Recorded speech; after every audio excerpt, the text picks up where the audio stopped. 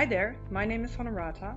I'm working for the CATIA marketing team since 3 years now, and I'm happy to share my story with you today.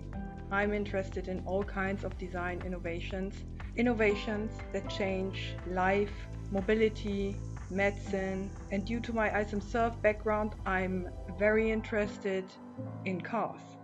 So nice curves and surfaces on cars are the best, and I really like that topic. In the past few years, I started to organize the user meetings for CATIA ISM and design, and nowadays for the 3D experience design, modeling and simulation conferences.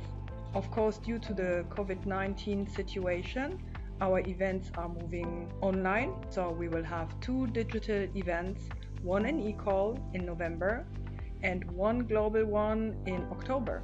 And by the way, the call for presentation is open already. If you want to know more about it, you should check out our CATIA community.